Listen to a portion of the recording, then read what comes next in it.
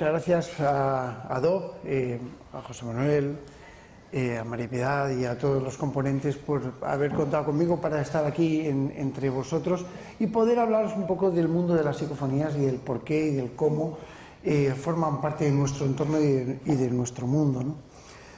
Pero antes de nada, como se trata de una conferencia, es la última, a mí me han dejado, siempre me dejan para el final, pero bueno, como se trata de una conferencia orientativa para la investigación, y yo sé que aquí hay gente de investigación y gente que investiga, lo primero que voy a proponer es que levanten la mano todas aquellas personas que deseen que orientemos la charla desde el punto de vista histórico. Psicofonías va a haber, porque psicofonías va a haber, ¿vale? Es decir, vamos a tener lo que es una exposición psicofónica, evidentemente. Pero vamos a orientar lo que es una charla o bien al sentido histórico o bien al sentido técnico y práctico. Así que manos arriba a todos aquellos que quieran sentido histórico. Ahora todos los que quieran sentido práctico. Hay menos práctico. Pero bueno, así que... No, es verdad, hay menos práctico. Así que vamos a hablar sobre la historia de la psicofonía. En el año 1848, las hermanas Fox en Heidelberg, Nueva York, desarrollaron uno de los sistemas que iban a formar parte del mundo de la transcomunicación, del mundo de la comunicación con esa otra parte, con la parte de, digamos, oculta, lo trascendental, y que formaría parte, a su vez, de esa comunicación bilateral. Sí, es cierto que Katie, Margaret y Lia, que tenían en aquel entonces 10 años de edad, voy a enseñaros su foto, yo creo que se verá, vamos a ver. Aquí la tenemos, esta casita de madera. Aquí empezaron a ocurrir una serie de fenómenos verdaderamente extraños que, bueno, desarrollaron en sí una historia que iba a dar comienzo al contactismo. El contactismo forma parte de esta historia. Y nos decía John Fox, era todavía muy temprano cuando nos fuimos a la cama, apenas había oscurecido. Yo estaba tan sumamente cansada que casi me sentía enferma. Perdón, he dicho John, no, Miss Fox, que casi me sentía enferma, no hacía más que acostarme cuando aquello comenzó de nuevo. Las niñas dormían en la otra cama y en aquella habitación oyeron los golpes e intentaron imitarlo haciendo eso mismo con los ruidos. El señor Fox, a su vez, dijo, mi hija mayor Katie explicó, replicó Mr. Splitfoot, que es pata de palo en inglés, ¿no? Haz lo mismo que hago yo, y aplaudió varias veces con las manos. Aquel ruido imitó exactamente las mismas veces. Cuando ella paró, el ruido también lo hizo. En aquel instante se me ocurrió hacer una prueba. Pedí al golpeador que me dijera con golpes la edad de mis hijas. De inmediato escuchamos los golpes exactos de las edades de mis 3 hijas, incluso con una pausa entre medio, para poder diferenciar la de una y la de otra. Después, con algún desconcierto, sonaron 3 golpes más. Yo miré a mi esposa extrañado y más tarde nos dimos cuenta de que se estaba refiriendo a lo que tendría mi hijo pequeño cuando murió que era 3 años. En fin, yo creo que es el comienzo de la transcomunicación no instrumental y formaría parte de ese estudio trascendente de una posible vida después de la muerte. Las hermanas Fox vivían en esta casita. Las manifestaciones se produjeron en esta casita y todo se orientó hacia este lugar. Pero el mundo de la transcomunicación, que nace de una forma absolutamente rara, misteriosa, comienza en el año 1901 con Valdemar Bogras, antropólogo americano. Estaba estudiando en Siberia la tribu de los Tontuchi, que, bueno, pues era una tribu bastante introducida dentro del mundo indígena y empezó a grabar sus cánticos y sus rituales. Empezó a grabar cosas raras. Tanto es así que dijo: en ocasiones parecían acercarse a la boca de la trompeta receptora del fonógrafo, tanto que a veces parecían estar prácticamente encima. ¿Pero quién estaba encima? Estábamos hablando de la posibilidad de haber grabado algo extraño, y Valdemar Borgas, que se podría considerar como, estamos hablando del año 1901, año 1901, donde, bueno, pues sí que existe una influencia, sí que existe una interacción fuerte entre lo que es un estudio antropológico de una tribu y lo que es una grabación extraña que formaría parte de esas tribus, pero que quedó grabado en un fonógrafo. Bueno, vamos a pasar foto. Fox. ¿Cómo se nota que soy de mar? Tiene que ir así de otra manera.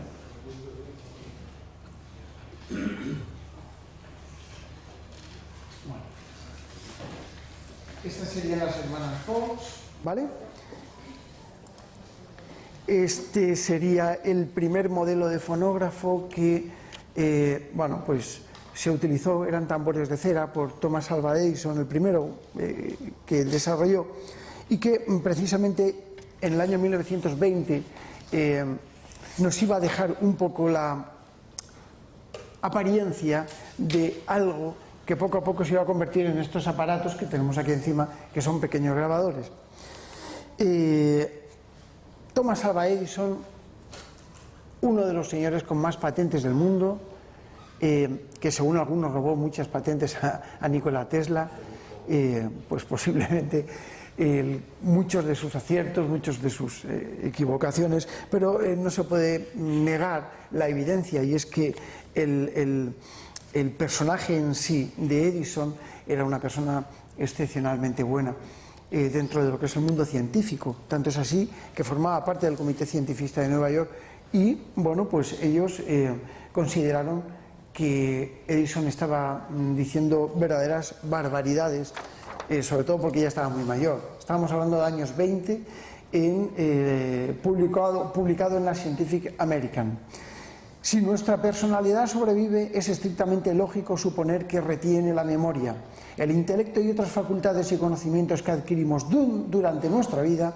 Por lo tanto, si la personalidad sigue existiendo después de lo que llamamos muerte, resulta razonable deducir que quienes han abandonado la Tierra desearían comunicarse con las personas que han dejado este mundo. Me inclino a creer que nuestra personalidad podrá afectar a la materia en un futuro. Entonces, si este razonamiento fuera correcto, y si pudiéramos crear un instrumento tan sensible como para ser afectado, movido o manipulado por nuestra personalidad, tal como ésta sobrevive en otra vida, semejante instrumento, cuando dispongamos de él, tendría que registrar algo. Esto significa grabar a los muertos. Y esto es así. Tal cual, los científicos valoraron esta posibilidad, se dieron cuenta de que, en efecto, Edison estaba intentando ponerse en contacto con sus familiares difuntos.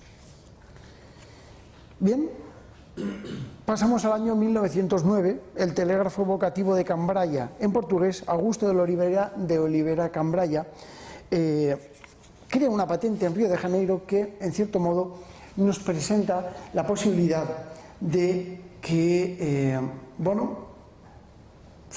era un aparato, como él lo definía en la definición de su propia patente, decía que era un aparato que servía para la transmisión de la correspondencia universal entre los espíritus iluminados, y serviría para conocer la falange de los espíritus, la correspondencia para el engrandecimiento moral y espiritual del planeta Tierra, nada más y nada menos. Estamos hablando del año 1909, que ya ha corrido un poquito de tinta.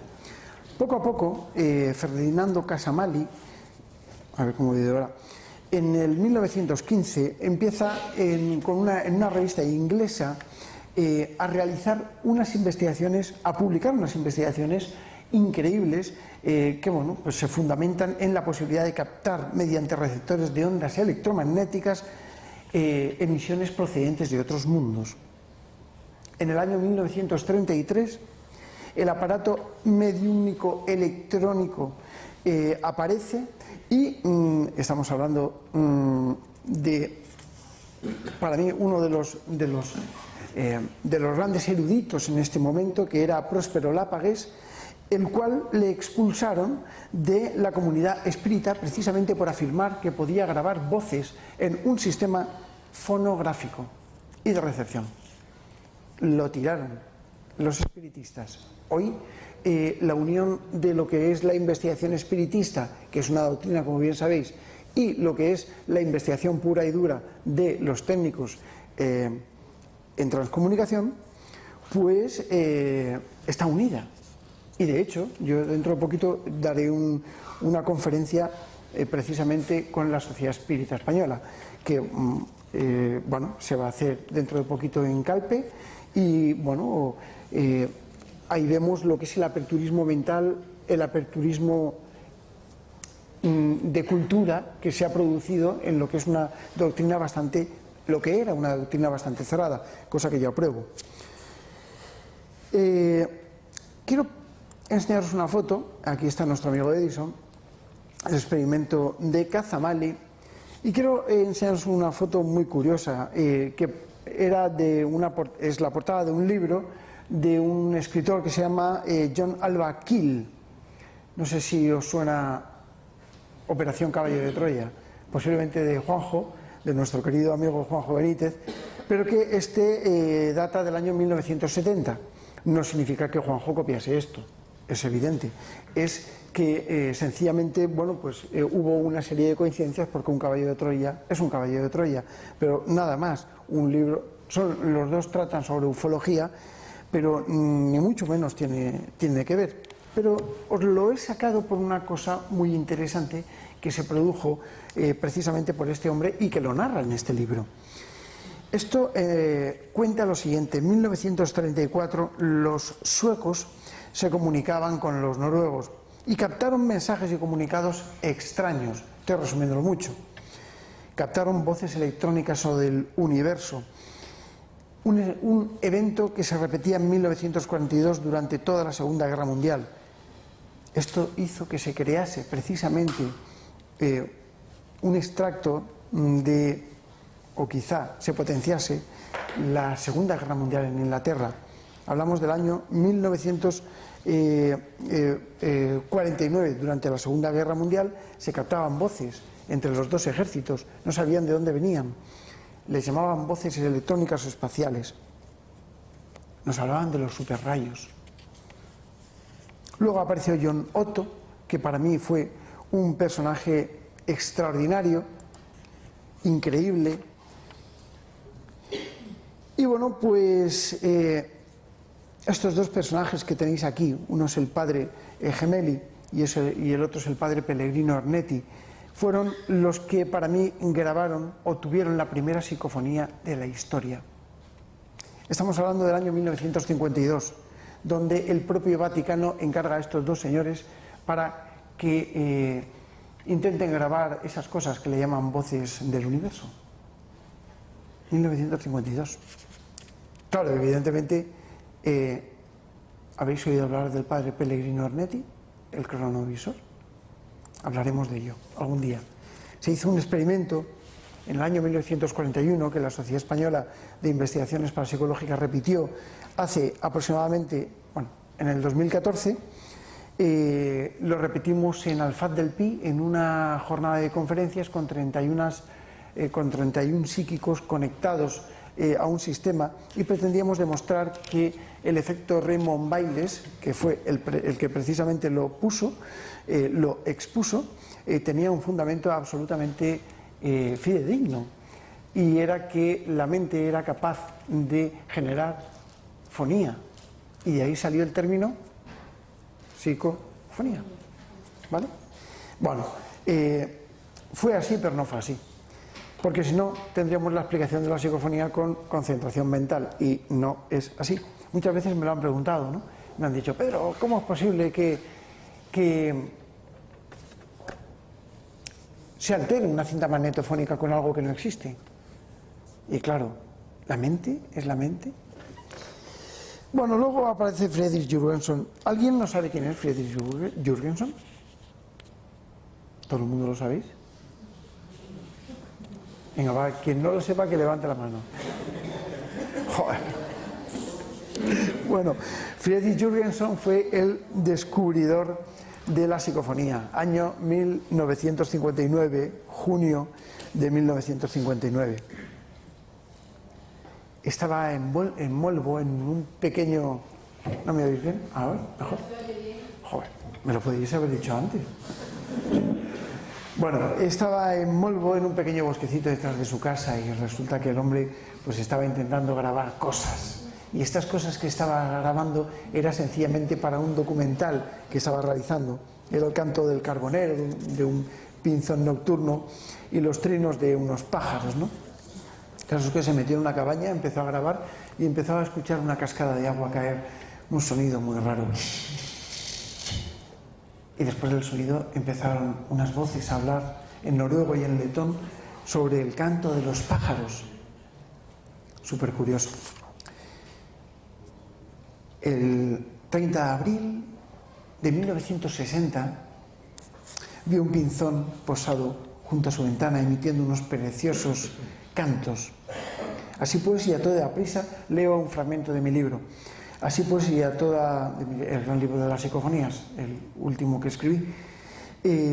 Así pues, y a toda prisa dispuso su grabador para registrar el canto del ave.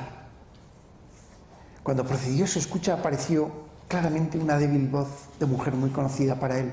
Se trataba la voz de su madre, Hélène, quien había fallecido en el año 1955, 5 años antes, a consecuencia de una serie de complicaciones producidas por una rotura pélvica. Sin embargo, a pesar de que identificó claramente su voz no tenía fuerza, no llegaba. Así pues, tras escuchar lo que había registrado de nuevo, conectó su magnetófono e intentó una segunda grabación. El resultado fue contundente. Su madre volvió a hablar, y esta vez mucho más claro, sin dificultad alguna, y dijo: tú, amor, tú vives en amor. Eli vive en mí. Friedel vive, como queriendo decir que ella vivía. Tú vives, nosotros vivimos. Eli, Friedel, papá vive. Muchos viven. Tu amor, Hélène. Esta fue, yo creo que la psicofonía que cambió el rumbo de la historia y lo que prácticamente nos trae hoy aquí para hablar de psicofonías. ¿Se me escucha aquí? Espérate que no me mate yo. Bueno, y entonces me preguntaréis, ¿cómo es posible que el fenómeno de la psicofonía forme parte de un estudio, de una técnica? ¿Hay gente aquí que graba psicofonías? ¿Manos arriba? Bastantes. Muy bien. Vamos a dar 2 o 3 pinceladas de técnica. Yo creo que el mundo de la psicofonía, todo el mundo lo sabe. He contado un poco la historia introductoria, brevemente, porque tampoco es más, ¿no? Y además que la historia se puede leer. Pero lo que no podéis hacer, cogéis un libro, la leéis y ya está.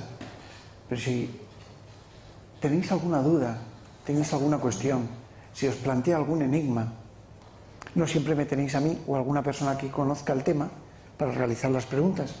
Así pues, yo voy a seguir hablando, pero cuando tengáis alguna pregunta, algún razonamiento, alguna cuestión que influya para el tema de las psicofonías, quiero que me la hagáis. Sabemos perfectamente que la psicofonía forma parte de la investigación paranormal y me la hacéis levantando la mano, ¿vale? La investigación paranormal, ¿sabéis qué concepto tiene? Estudiar lo efímero, espontáneo y esporádico. Desde tiempos de Joseph Rhimes, cuando la parapsicología se estudiaba en laboratorios, en momentos donde todo el mundo nos habíamos planteado la posibilidad de que existiese algo, el éter, supuestamente, casi todo se explicaba con el éter, y con la posibilidad de que existiese también hay una realidad aparente. Esto no fue así. En los años 70 todo esto cambió. Yo he pasado por esa parapsicología que todos hemos estudiado, los un poco más antiguos. En los años 70 cambió todo esto y se abrió lo que se llamó la parapsicología fronteriza, la parapsicología de origen fronterizo o trascendental. Lo trascendental es lo que hay más allá. No existe efecto sin causa. Si tenemos el efecto pero no tenemos la causa, ¿dónde está la causa? ¿Dónde está? A ver, tú que levanta la mano. ¿Dónde está la causa? Bien, si tenemos un efecto de que estas pilas se mueven hacia allá, ese es el efecto, pero no vemos la causa. El principio ontológico nos hace pensar que la causa no se encuentra en nuestro plano dimensional. Y esto es así. Yo esto lo aprendí de un gran maestro, de un buen amigo, que era el profesor Germán de Argumosa, y que efectivamente yo creo que se puede aplicar a todo el principio. Pero ¿tan sencillo es creer que existen otras dimensiones, además de estas? Todos estamos sentados aquí. Tú estás sentada ahí. Pero a lo mejor mañana no estás sentada ahí. ¿Qué habrá de ti ahí, en esa butaca? ¿O de ti? Vale, la energía se puede desvanecer. O se puede quedar. O se puede quedar. ¿Sabes por qué no lo sabemos? Porque forma parte de la utopía de una posible nueva dimensión. Y esto es el tiempo. Si nosotros tenemos una representación espacial de cualquier objeto, sabemos que necesitamos un eje de coordenadas para poder representarlo. X, Y y Z, alto, ancho y profundo. Cuando nosotros representamos un objeto como este micrófono, tiene una representación espacial. Pero ¿qué es lo que ocurre cuando tú ya no estás ahí, en esa silla? ¿Es lo mismo esta silla hoy que mañana a las 3:30 de la tarde? No. Porque ya no estoy yo sentado. Bueno, ahora no estoy sentado, pero... Entonces, ¿qué habrá ocurrido? Nuestra esencia primaria habrá quedado aquí. Formará parte de un momento. Y ese momento es el momento más verdaderamente increíble que tiene la naturaleza, que es conservar la esencia de la energía. Podríamos llamarlo así. Entonces, ¿hablamos de una dimensión paralela? ¿Hablamos de otra dimensión? Es muy posible que existan otras dimensiones. Stephen Hawking, que hace poquito que ha fallecido, y otros grandes eruditos, teóricos, cuánticos, saben perfectamente que hasta 12 dimensiones pueden existir en nuestro plano, donde supuestamente existen 3 dimensiones. La primera cuarta dimensión que quiero que planteéis en vuestra mente es el tiempo. Y es obvio, esta silla no es lo mismo ahora que dentro de 5 minutos. Esta sala no es lo mismo ahora que mañana. Porque las condiciones han cambiado, los factores han cambiado. No podemos llegar a comprenderlo. No queremos tampoco llegar a comprenderlo porque no sabemos cuáles son esos factores. Voy a poneros un ejemplo. Imaginaos que estamos en la Edad Media, ¿vale? Y llego yo y hago un viaje en el tiempo y me llevo una linterna. Agua no, que sí que lo saben, pero una linterna. Cojo esta linterna. Bueno, a mí, lógicamente, como aparece en todas las películas, me detienen los caballeros y tal, me llevan ante el rey y me dicen, vale, aquí ha venido un forastero, hay que cargárselo. Bueno, sí, posiblemente fuera así. Y yo llego allá con mi linterna, cojo la linterna, ¡clac!, la enciendo y se ilumina. Hostias. Coge, perdón, Mindalia, las palabrotas no... Luego pon un pip y ya está. Directamente todo el mundo se tiran hacia atrás porque he encendido mi linterna. Una bombilla y una pila con 2 cables. Coge, lógicamente, el hechicero del castillo. Traédmelo aquí. Me ponen allí. Esto, ¿qué magia es? Digo, no, esto es una linterna. ¿Pero cómo que una linterna? ¿Qué es eso? Esto es magia. Explícame tu magia, poderoso mago. Y digo, oiga, yo nada más que sé darle aquí y esto se enciende y es una linternita. Y se enciende e ilumina el techo. Bueno, ¿cómo narices le voy a explicar yo a este buen hombre, hombre de ciencia de ese momento, que seguro que lo era, que se trata de una pila y una bombilla? Yo sí que sé lo que es, pero él no sabe lo que es. Y es por eso por lo que no podemos llegar a comprender la existencia de otra dimensión. Este es el porqué. Este es el porqué grabamos psicofonías. La materia ni se crea, la energía ni se crea ni se destruye, solamente se transforma. Esto es obvio. Es el primer principio de conservación y tenemos que tomarlo así como un fundamento, una ley, y que va hasta el fin de los tiempos, posiblemente. No sé, hasta que se demuestre lo contrario, ¿no? La ciencia siempre está abierta a que se demuestre lo contrario. Pero bueno, también decíamos que no podíamos crear nada de la nada, porque la nada es nada, y sin embargo, en California se ha creado antihidrógeno. Significaba que no existía el hidrógeno. ¿De dónde sale ese hidrógeno? Se ha creado. Pero bueno, cosas que tiene la ciencia. Algún día a lo mejor crean psicofonías. ¿De dónde salen las psicofonías? Si las psicofonías fueran simplemente voces que hubieran quedado atrapadas en otro tiempo, es muy posible que yo estuviese captando mensajes de otros tiempos. Pero las psicofonías nos hablan, nos responden, nos dicen, nos comunican cosas. Y es obvio pensar que cuando esto ocurre es porque existe un diálogo, una interacción. ¿Existe una vida después de la muerte? Porque ellos se identifican como difuntos. Ahora vamos a escuchar unas psicofonías que, bueno, nos dicen que son difuntos. ¿Cómo es posible esto?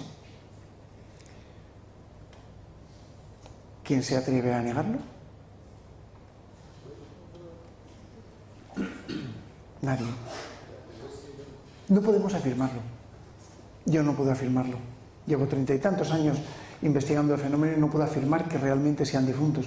Dejo ahí la puerta abierta, pero tampoco nadie puede negarlo. Y lo dijo Carl Sagan, la ausencia de pruebas no prueba la ausencia. Con lo cual, ergo, posiblemente exista otra vida y que nos hablen. Y eso serían las psicofonías. Es tan sencillo como eso. Pero es a la vez tan complicado como para decir, vale, ¿de dónde sale un sonido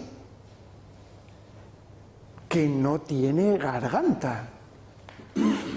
Lo que escucháis muchas veces, y esto es un poquito complicado de entender, ¿vale?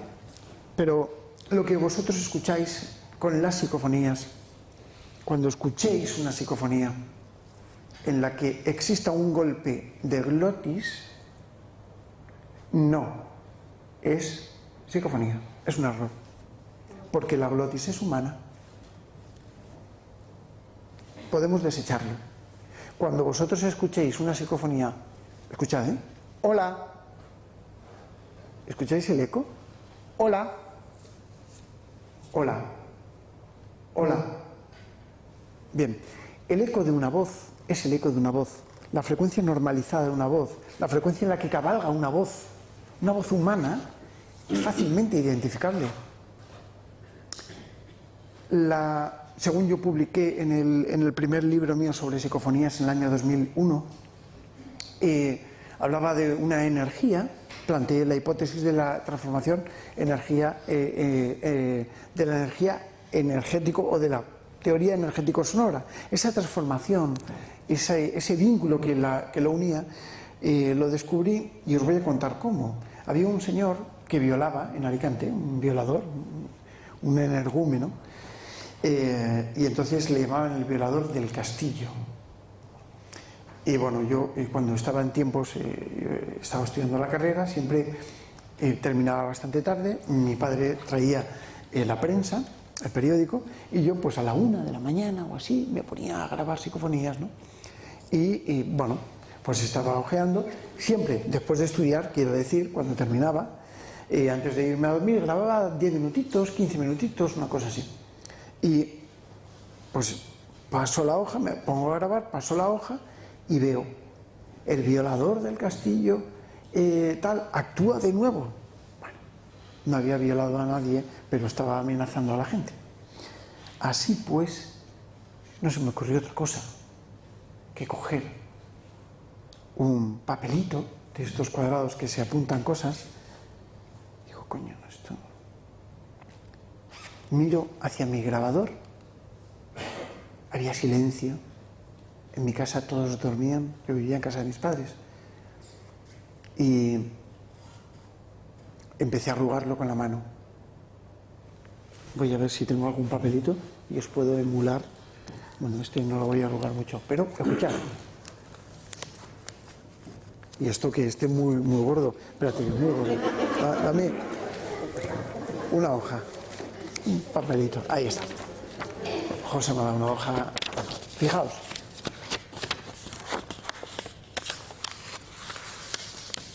¿Vale? Imaginaos que el papelito es más chiquitín, no es más... Pero ese sonido fue la portadora ideal para que cuando yo rebobiné y escuché, quedase grabada una voz que me decía claramente, Tozábala. Creo que la tengo publicada por algún libro de los míos, algún CD. Tozábala. En esa época, yo además de estar estudiando la carrera, pues también tenía una empresa de informática, hacía software a medida y llevaba pues la policía. Yo hice lo de las denuncias y las multas y todo eso. No puse que no me multasen a mí, en mi coche. No lo hice. Bueno, sí lo hice, pero lo quité. ¿Para qué vamos a ver? Es broma, es broma. Bueno, el caso es que al día siguiente cojo a un cabo, al cabo Ramón Villó de Parra, y le digo, Ramón, mira lo que me ha pasado. Le cuento el hecho. Anoche, mientras estaba grabando, pues me ocurrió esto. Dice, la calle Tozábala en Alicante no existe. Bueno, lo miramos en un callejero, no existía internet. Bueno, no así, era inviable. Existía una cosa que se llama Infobía, no sé si os acordáis. No, soy ya muy mayor. Pero bueno, eran bases de datos relacionales que se interconectaban sitios con sitios a través de sistemas de radioenlace. Bueno, pero eso lo hacíamos los técnicos, por eso la gente no sabía lo que era Infobía. Luego fue Teletel, luego fue Infobel, que eso ya era más moderno. Pero el caso es que estaba allí, no había forma de consultarlo, no existía la calle. Joder, y esto, Tozábala, Tozábala, Tozábala, y se escuchaba, Tozábala, sí, es que dice Tozábala, Tozábala, nada, no aparece, es que no existía la calle Tozábala. Pero bueno, yo le dije, ¿no tienes un callejero un poquito más antiguo? Dice, sí. Abre, o me lo dijo él, no me acuerdo. Abrió el cajón y sacó un libro. Era un callejero blanco, pero su color era como este. O sea, estaba absolutamente pasado del sol. Se había pegado ya todo, era arcaico. Y efectivamente empezamos a mirar y por Tozábala no aparecía nada. Pero me dice Ramón, dice, un momento, Zabala, Zabala, doctor Zabala. Sabéis que las psicofonías muchas veces tienen un inicio y efectivamente cuando veo la psicofonía prácticamente había cogido el inicio de la grabación psicofónica como parte de la energía del papel y se había transformado en doctor Zabala. Zabala, doctor Zabala. Y la calle sí estaba, justo en las faldas del castillo, casual y curiosamente. Este pequeño ejemplo, de alguna manera, es para que, en cierto modo, comprendáis que sí existe interacción. Las voces psicofónicas forman parte de nuestro entorno, posiblemente desde tiempos inmemoriales. Hemos visto durante este pequeño repaso de la historia que desde la invención de los primeros sistemas de grabación algo se está intentando poner en contacto con nosotros, algo que está ahí y algo que a veces tiene respuestas muy concretas a preguntas que los investigadores realizan. ¿Te lo, Antonio? Y en cierto modo esto nos tiene que ayudar a comprender la posibilidad de que la ausencia de pruebas no pruebe la ausencia y de que algo que no vemos esté ahí. Hacía yo hace poquito un programa con un queridísimo amigo que es Miguel Ángel Pertierra, un programa de Déjame Entrar con Mindalia, un programa que recomiendo a todo el mundo, Déjame Entrar. Y estábamos hablando de las experiencias cercanas a la muerte. Él decía, Pedro, es que la gente que vuelve, el doctor Pertierra es una persona que está en contacto con pacientes, la gente que vuelve desde ese otro lado cuenta cosas verdaderamente increíbles. Parece como si existiese una vida ahí esperándonos. Parece como si ese otro lado intentase comunicarse con nosotros. ¿Qué son las psicofonías? ¿Son acaso una pincelada desde ese otro lado que nos muestra la existencia de algo? ¿Cómo debemos investigarlas? ¿Qué errores se deben de plantear a la hora de analizar una psicofonía? A la hora de decir que algo aparentemente se ha demostrado. Sí, bueno, yo soy de la vieja escuela y esta mañana se ha hablado del método de investigación y tal. Con respecto a la psicofonía, soy partidario, siguiendo los cánones antiguos, de que cuando se obtiene una psicofonía, a la hora de escucharlo, para que no nos influyamos unos con otros, es bueno, pienso, escuchar la psicofonía, sin decir, vaya a escuchar esto, puesto que ya estamos predisponiendo a que vaya a escuchar eso, que puede que sea, pero a lo mejor es algo similar y no es lo que en ese momento... Tienes toda la razón. Claro que sí. Es muy importante que tengamos en cuenta dos cosas. Primero, que yo me he pasado... ¿Tú cuántas psicofonías has escuchado en tu vida? Tú. A ver, dime... Pues simplemente porque yo antes me grababa en vídeo, programa, casualmente hice un vídeo del agua, cómo el agua fluía, cómo tenía también las estados mentales del ser humano, en la espiritualidad, en la parte también negativa del ser humano, y resulta de que se escuchaba el agua. Una cosa, qué interesante. Cuando la fuego se escuchaba. Bueno, luego hablaremos de eso. Me he ido porque como yo soy renacentista... Es la que más tengo yo. Yo soy renacentista total, así que todo me gusta, y eso me gusta. Ya luego me dices, pero bueno, vamos a volver un poco para responder. El tema de la psicofonía, lo que quiero decir es que yo he escuchado miles de psicofonías. Bueno, pues no sé, si tengo aproximadamente unas 70 y tantas mil grabaciones, pues son muchas horas no sé cuántos, vea, cuántos kilómetros de cinta habremos corrido, de cinta magnetofónica, que ya no existe. Bueno, posiblemente ir a la luna, volver, ir al sol, volver, ir a la luna otra vez y así varias veces, ¿no? Pero bueno, quiero decir, porque antiguamente he escuchado mucho. Al igual que, por ejemplo, pues Antonio, por ejemplo, por decir alguno, o cualquier compañero, o José, han trabajado con el tema psicofónico durante muchísimos años, saben perfectamente escuchar psicofonías. Pero, ¿hay alguien que no haya grabado alguna psicofonía? Por ejemplo, usted. Claro, ahí tenemos algunos ejemplos. Pero ¿cómo van a saber ustedes escuchar psicofonías? A mí es lo que más me costó. Os lo voy a decir textualmente. Cuando yo empecé a grabar psicofonías, yo no hacía más que cagarme en la leche, porque no hacía... Y yo, si esto tiene que funcionar, coño, que sí, que sí, que sí. Nada, ni una voz, ni una voz. ¿Cómo que no? Sí, ha pasado prácticamente a todos, a Sinesio, a Rodív, a Argumosa, a todos. Entonces, claro, tienes que saber escuchar esa tonadilla, tienes que saber escuchar la musicalidad.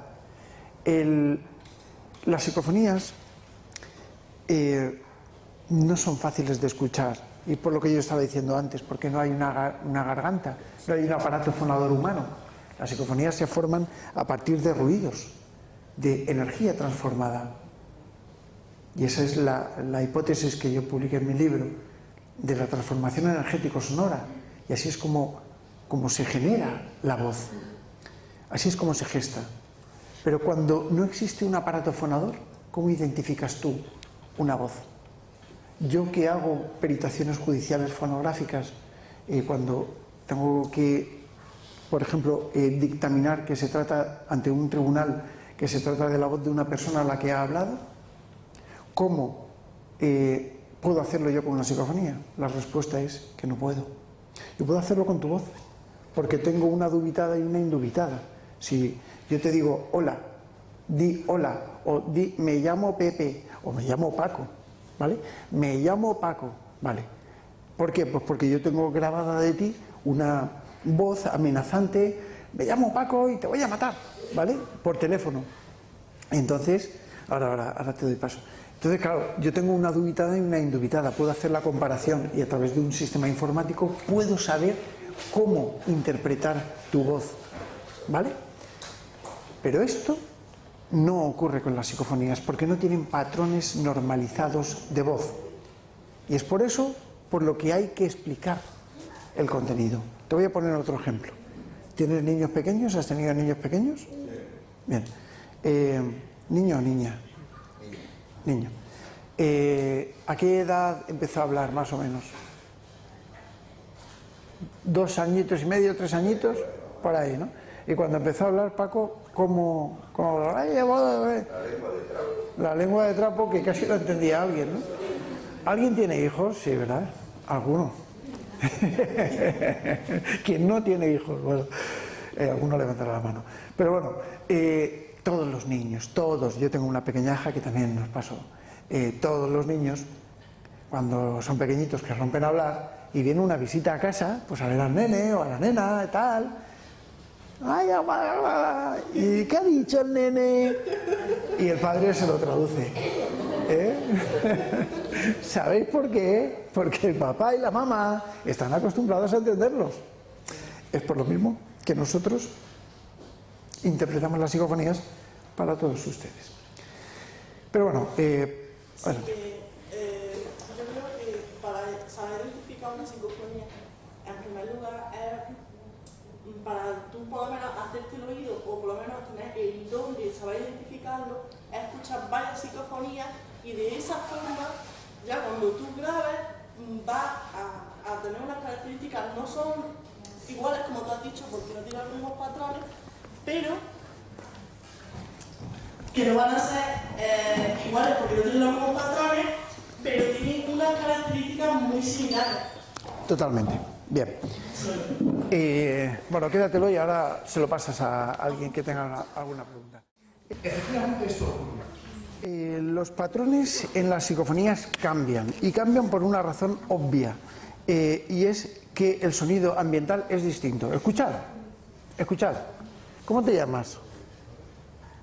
No, el que tienes tú detrás de ti, que es más bajito. Hola, muchacho. ¿Cómo te llamas? Gabriel. ¿Cómo? Gabriel. Qué nombre tan bonito. A ver, Gabriel, di tu nombre, por favor, pido silencio, ¿vale? Tu nombre en voz alta. Gabriel. ¿Silencio? ¿Vuelve a repetir? Gabriel. ¿Os habéis dado cuenta de la resonancia? Cualquier sonido, tenemos que saber escucharlo. Escuchad. El aire acondicionado lo oís. ¿A que no lo oíais antes? Pero estaba.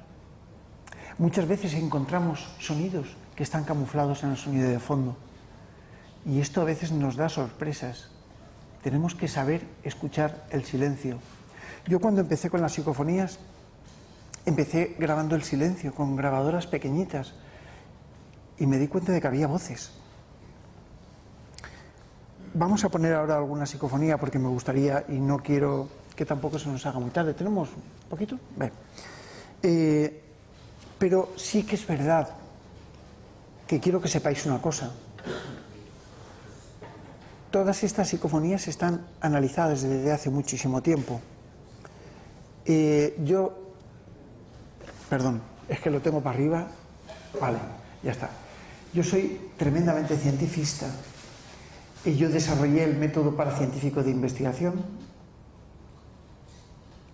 y soy totalmente científico. Necesito ciencia, porque me gusta la ciencia, porque mis carreras son de ciencia, porque mis estudios son de ciencia, porque mi formación es totalmente científica. Sin embargo, lo que estamos viendo no es científico. Entonces necesito una excusa para poder creer en esto.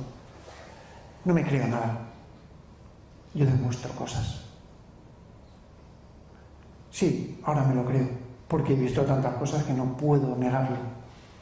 Pero necesito pruebas, y mis pruebas son poner trabas a todas las cosas para que las grabaciones sean correctas, para no confundir una cosa. El error es humano, es evidente.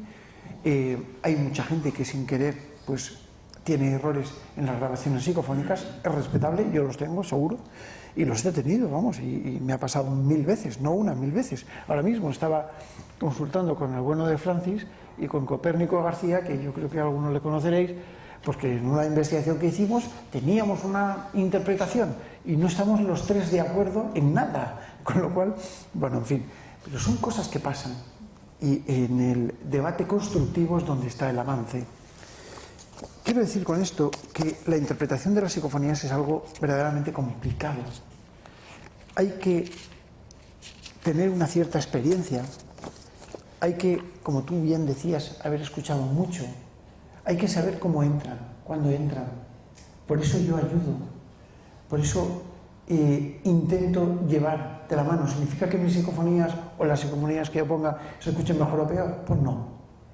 Porque tengo algunas que se escuchan soberanamente bien, de hecho algunas me da hasta vergüenza ponerlas, bueno, vergüenza no, preocupación, porque la gente puede, y yo sé que están perfectamente y técnicamente correctas grabadas, pero la gente puede llegar a pensar, bueno, esto se parece mucho a una voz. Bueno, pues sí, a veces hay, muy pocas. Es que depende del tipo de psicofonía, que son más semejantes a como más claras, otras que son menos claras. Hay mucha tipología. Yo describo la tipología de las psicofonías dependiendo de la forma, como se hayan obtenido, el contenido que tengan y la claridad que tengan, ¿no? Pero su coherencia. Pero sí que es cierto que hay psicofonías más claras y otras menos claras. Ahora vamos a escuchar alguna. Algunas son claras, otras menos claras, pero de lo que no hay duda es que todas las psicofonías que vamos a escuchar han sido analizadas y han tenido un grandísimo filtro para considerarse como tal psicofonía. Vamos a ver.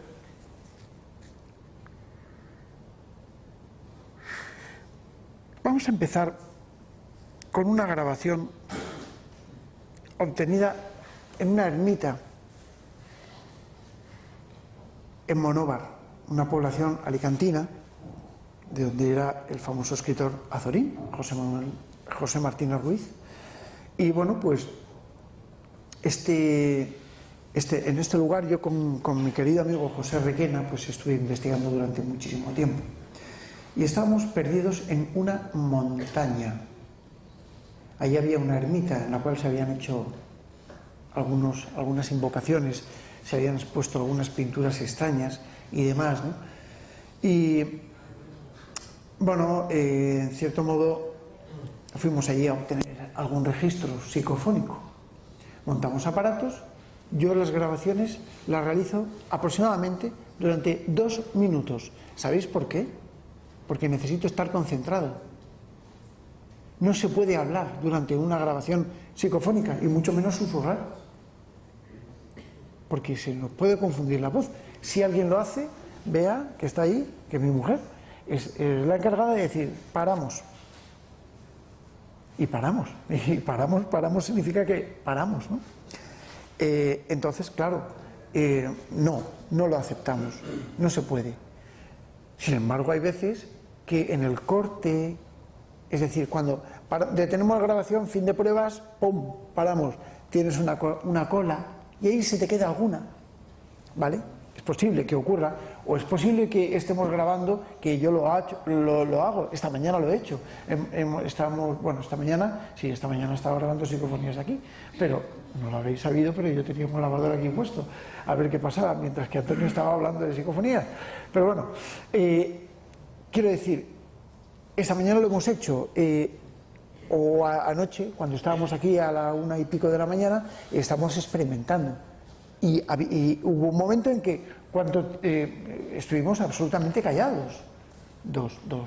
Pero la última grabación, bueno chicos, vamos a dialogar. Cogí mi grabadora y empecé a pasear mientras hablábamos, sin solapar las voces.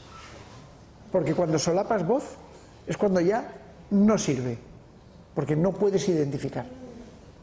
Entonces, claro, esto es muy importante y lo digo como técnica, ¿vale? Como técnica de investigación para aquellos que investigan. No se pueden solapar las voces. Sí que se puede grabar y sí que se puede escuchar, pero no se pueden solapar las voces. También otra técnica es si se escucha algún golpe o que te va a caer o hace algún ruido, pues ese ruido he sido yo, para que se sepa que no ha sido otra cosa que pueda ser. No te preocupes. Cuando se graban psicofonías es interesante lo que está diciendo por una razón, porque son los típicos apuntes de una persona que está interesada por el fenómeno, por investigar el fenómeno y está buscándole explicación, y es así, y lo apruebo de verdad. Cuando tú estás grabando, si alguien tiene que decir algo, ¿cómo tiene que decirlo? Alto y claro, ¿o no, Fede? Así es. Tú lo que no puedes hacer, vosotros habéis oído a Fede, yo lo he escuchado porque lo tengo delante, pero vosotros habéis escuchado un susurro. Eso es lo que se graba y dices, hostia, una psicofonía. Pues no, es Fede. Ya está. Vale. Entonces, lo que no se puede es hablar ni susurrar. Si haces un ruido, acordaos de mi aporte sonoro, energía sonora, o si estás modificando algo, es evidente que esto nos va a servir para captar psicofonías, porque la energía ni se crea ni se destruye, solo exacto, con lo cual yo necesito una fuente de energía para que me dé voces psicofónicas, si no, ¿de dónde narices sale esa energía? Incluso el propio aparato electrónico que estés usando para grabar. Efectivamente, cualquier cosa, cualquier ambiente, como hemos visto que Gabriel estaba diciendo antes, su voz y quedaba aquí, pues el ambiente tiene sonidos que no escuchamos.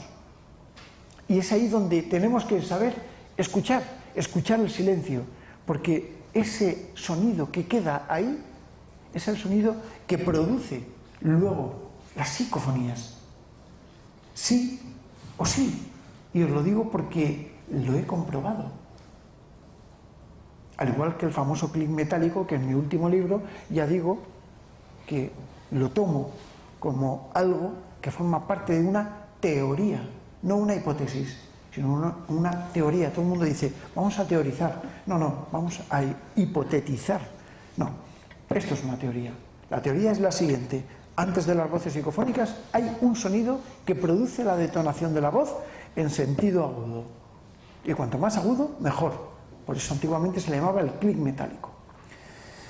Bien, vamos a poner una psicofonía, ¿no? La primera que vamos a poner se grabó en esta ermita encantada, plena montaña, y aparece una voz que dice: oh, mi suegro José. ¿Sabéis lo que es una parafonolalia? Parafonolalia es un término parapsicológico que sirve para definir, o un paramelodema, son términos muy raros, que sirven para definir músicas, cancioncillas, cantinelas, que resuenan. Es muy raro escuchar un paramelodema, pero lo vais a escuchar. En el silencio más sepulcral se escucha una tonadilla que parece decir, ¿vale? Una cosa así. Y a continuación, como un suspiro y una voz que dice: oh, mi suegro José.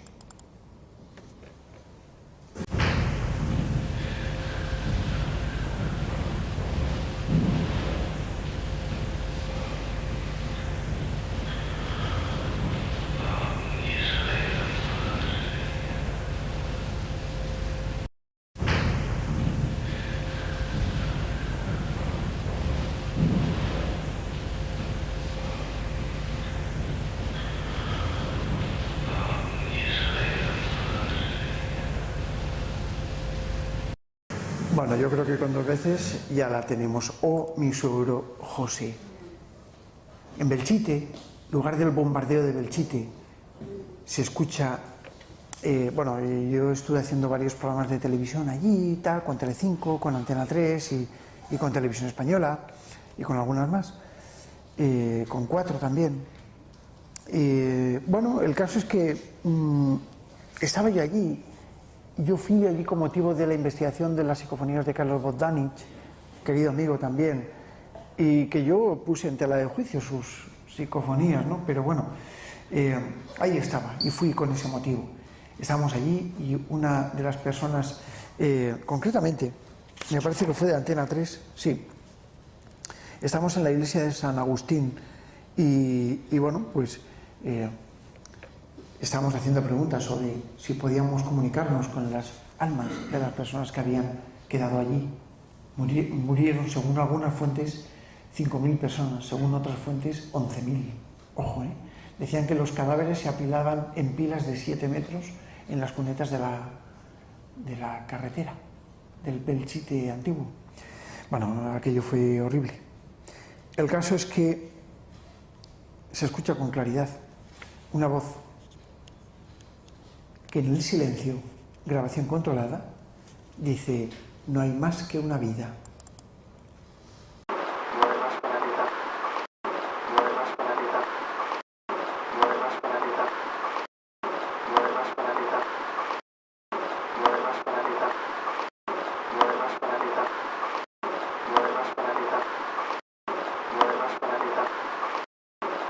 No hay más que una vida. Claro, esto tenemos que también saber interpretarlo. Pero hay otros sistemas, como por ejemplo el sistema de transradiocomunicación, que se utilizan, no la Spirit Box, que la Spirit Box es un poco complicada. Yo conocí a Frank Santion, que fue su inventor. Y este hombre, pues cuando el hombre estaba en vida, murió ya, estábamos hablando, ¿sabéis lo que es la Spirit Box? Sí.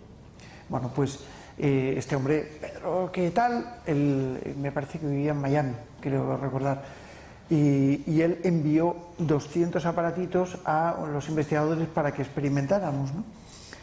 Y en cierto modo, yo siempre he sido crítico con él y él me lo acepta y dice: Pedro, si yo sé que son los locutores de radio, porque al fin y al cabo es un barrido de la radio, es un barrido, pac, pac, pac, vale, pero es súper divertido, porque cuando tú vas a grabar psicofonías, ¿cuánto tiempo te pasas para grabar una buena psicofonía?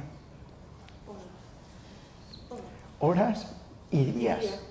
Yo me fui con Bea, estuvimos haciendo la ruta de Jack el Destripador, y estuve 10 días en Inglaterra perdido por todo Whitechapel, vamos, buscando, y no pude grabar psicofonías buenas. Bueno, sí, alguna tengo y además creo que la tengo aquí, pero no me salió como yo quise. ¿Qué pasa? ¿Qué pasa si te largas? Sí, yo he estado grabando psicofonías en muchos sitios, pero muchas veces no salen. Y a lo mejor estás en Amityville y resulta que no grabas psicofonías. O te metes en la Winchester Manor, en la mansión Winchester, y no grabas psicofonías. ¿Qué pasa? Pues eso no es ciencia. Te toca recoger tus aparatos y decir, pues señores, que se haya aburrido, lo siento, pero no hay. Y no hay. Quiero decir con todo esto que la psicofonía es efímera, espontánea y esporádica, y es por eso por lo que se considera un fenómeno paranormal. Pero también tiene algo, y es la intencionalidad. ¿Saben quiénes somos? ¿Saben cómo nos llamamos? Yo, por ejemplo, tengo una aquí, grabada con el sistema de Transradio, donde se sintoniza una emisora de radio en decadencia que cae y se graba. A ver, micrófono, ¿vale? Aparato de radio a 1 metro de distancia. El aparato de radio se sintoniza en onda media, en una, o en amplitud modulada, como queréis decirlo, en una frecuencia donde haya una caída de sintonización. Imaginaos que estáis escuchando la COPE, por decirlo de la COPE, así, o Radio Nacional de España, sí señor, el programa de Miguel Blanco. Pues nada, yo qué sé, pues eso, estamos escuchando Radio Nacional de España y escuchamos a Miguel Blanco. Hola, buenas noches, soy Miguel Blanco, ¿vale? No te enfades, Miguel, que es una broma y tú lo sabes. Bienvenidos al Espacio en Blanco. Y así toda la vida. Y todo lo recordamos con mucho cariño. Pero si movemos el dial un poquitín hacia un ladito, tenemos una caída de sintonización. En esa caída aparecen voces.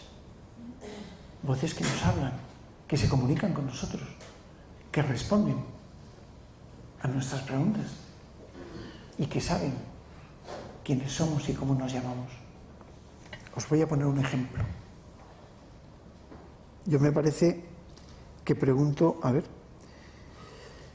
hola, ¿estáis aquí conmigo? Sí.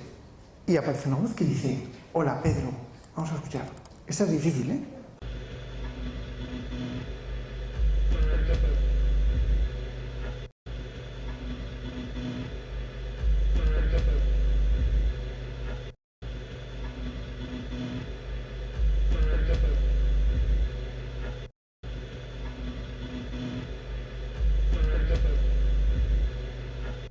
¿Vale? Típica voz psicofónica. Grabando también con un sistema de transradio, pero con sintetización incorporada, donde una frecuencia se sintetiza para que solo esté eso y no haya nada más. Significa un radio de acción de 1 pulgada, súper controlado.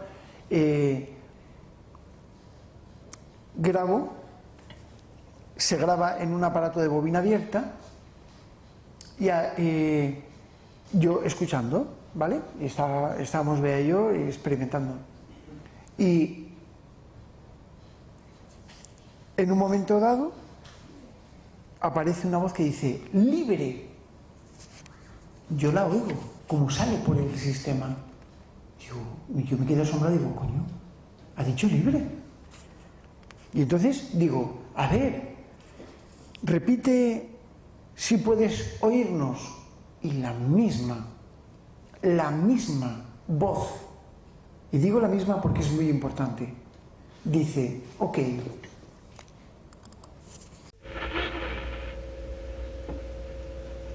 Ha dicho libre. A ver, repite si puedes oírnos.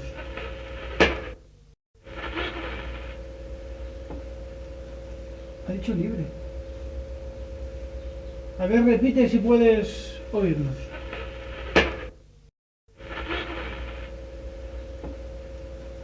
Ha dicho libre. A ver, repite si puedes oírnos.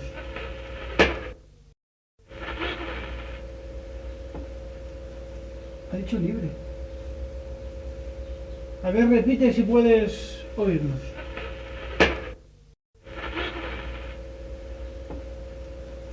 En Belmez de la... A ver. En Belmez de la Moraleda, es que me las acumula aquí detrás. Fantástico el programita este. En Belmez de la Moraleda, perdón, estuvimos realizando muchísimas investigaciones, tanto en la Casa de las Caras durante 23 años, nada más y nada menos. Luego dice gente que dice, sí, me he ido a investigar y he vuelto. ¿Cómo? Sí.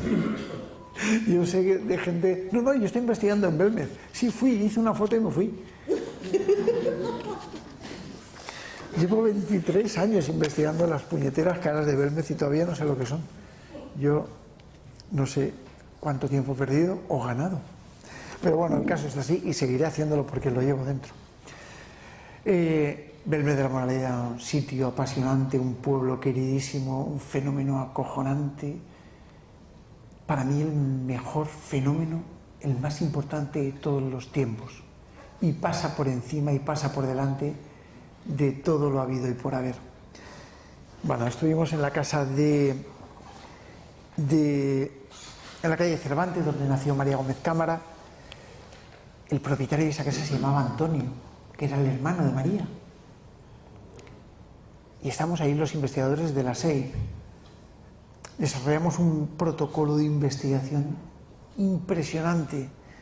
Teníamos incluso hasta siembra de hongos para ver si las caras podían ser cadenas de hongos. Fue algo alucinante. Estamos allí trabajando y de repente, en un momento dado, en un momento de la investigación, aparece una voz extraña en la cinta que no corresponde a ninguno de nosotros.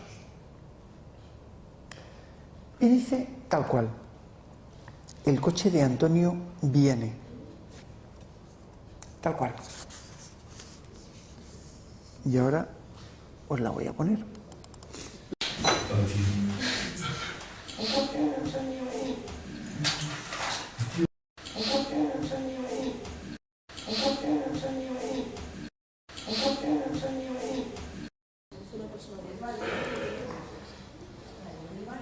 Yo no me he atrevido nunca a decirlo. Si vosotros la habéis escuchado, ¿queréis que la vuelva a poner? Voy a volverla a poner. Todo el mundo que haya conocido a María, yo por respeto nunca identifico las voces, pero...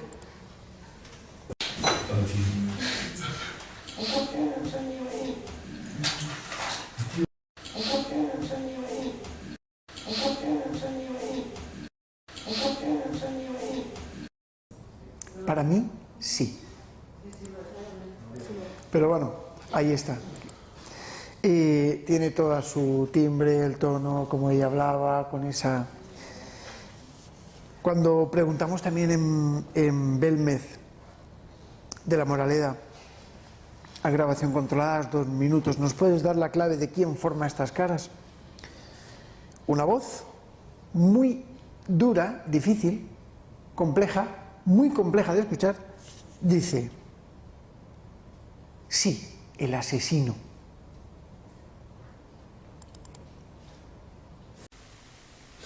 ¿Nos puedes dar la clave de quién forma las caras?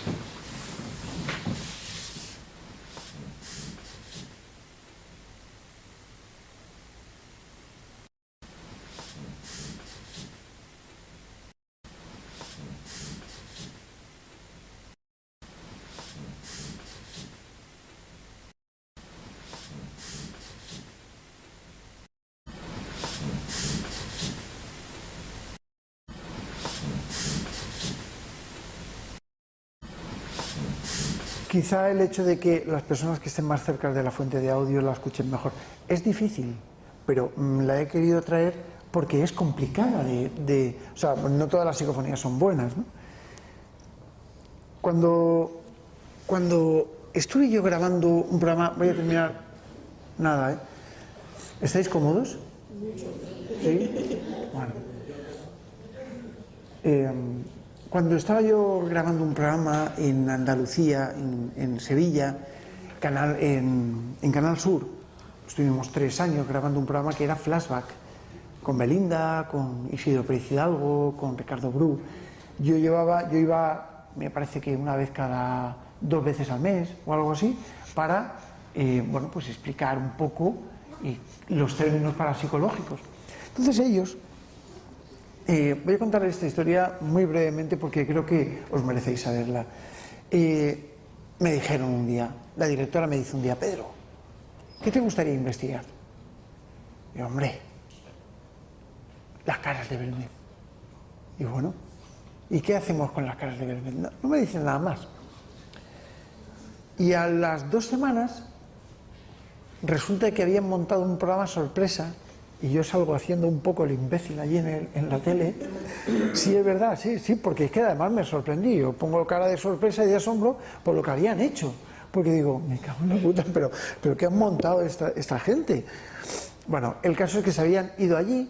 Ricardo Bru había hipnotizado a una serie de hipnosensibles, de personas que tenían sensibilidad para ser hipnotizadas, y bueno, pues les había sometido en una especie de experiencia de trance en la casa de las Caras de Belmez, con María delante. Y entonces se habían comunicado, supuestamente, con los familiares de caídos de la Virgen de la Cabeza, en el santuario de Virgen de la Cabeza, también familiares de María, y habían dicho que existía un cuadro en el estanco del pueblo, de María, no de María Gómez Cámara, de su tía María, y que, bueno, pues, que en ese estanco, en esas fotos, estaban los familiares, y que las caras de Belmez eran los familiares. Hostia. Yo me quedo así, con cara de póker, Antonio. Tú imagínate, tú sabes lo que yo he investigado todo este... Y yo digo, hostia, digo, una de dos, o esto es una broma de esto, que ya me han hecho 2 bromitas de estas, de eso que luego van con el ramo de flores y todo eso. Bueno, o esto es un bombazo. Al día siguiente de emitirlo, el programa tuvieron que repetirlo no sé cuántas veces.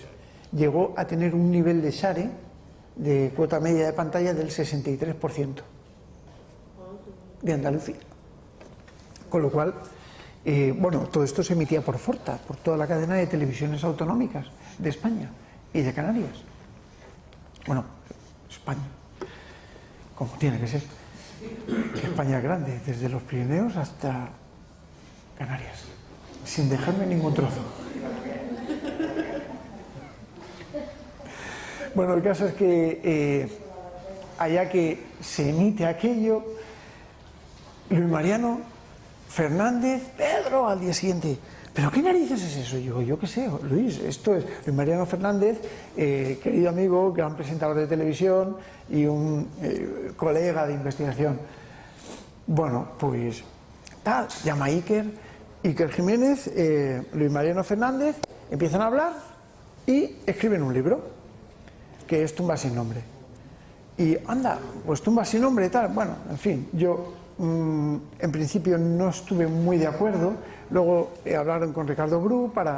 En fin, bueno, el caso es que yo digo, esto hay que investigarlo, no se puede escribir un libro tan rápido de algo sin tener fundamento.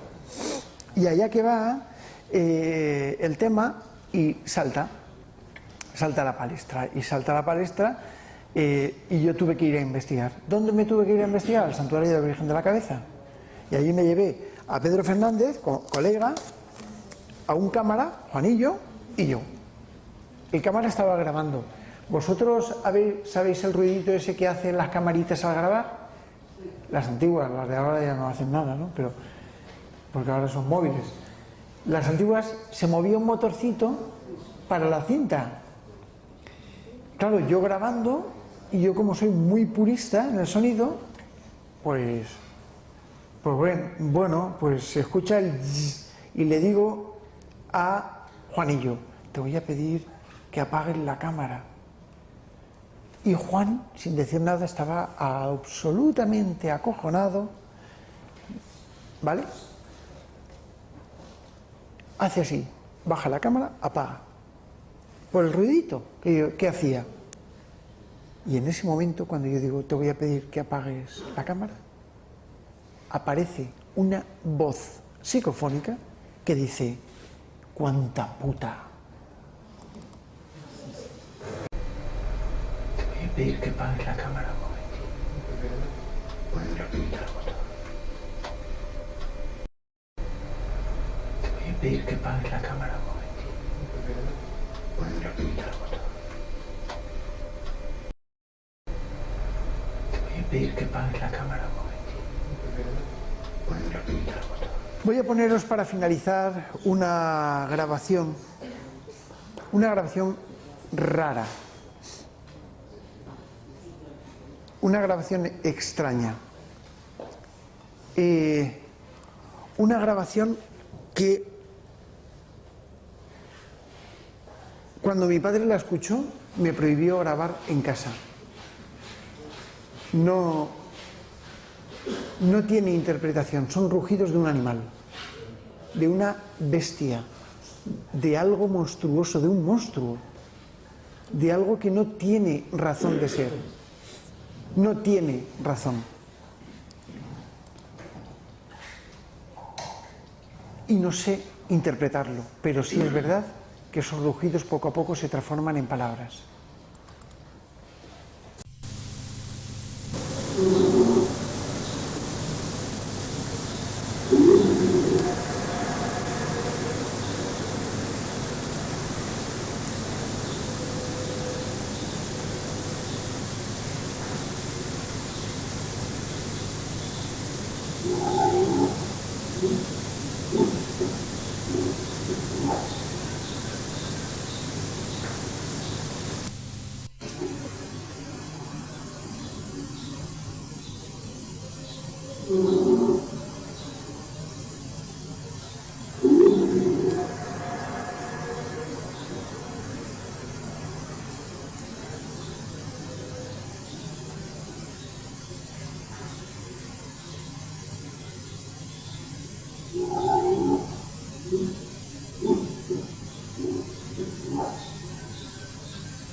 Pues esta era la grabación. Sinceramente, después de esto, después de hablar de psicofonías, de hablar de dimensiones, de que todo posiblemente sea relativo, de que todos estos sonidos que hemos escuchado formen parte de una dimensión distinta a la que nosotros nos encontramos, ¿qué nos debe de hacer pensar? Yo recuerdo un día que entré en mi laboratorio, no la he traído, pero entré en mi laboratorio y para mí es una de las psicofonías que más me impactaron. Puse los aparatos en marcha, eran sobre las 11 de la noche, 11:30, puse todo a grabar y a registrar. Y en un momento dado, mientras que estaba sonando el bullicio de fondo de la experimentación, yo pregunté, ¿podéis darme un mensaje desde vuestro mundo? Y aparece una voz de un niño, y la tengo grabada, que dice, hola Pedro, estoy muerto, dime por qué estoy muerto. Quizá esto nos pueda servir como conclusión. Muchísimas gracias.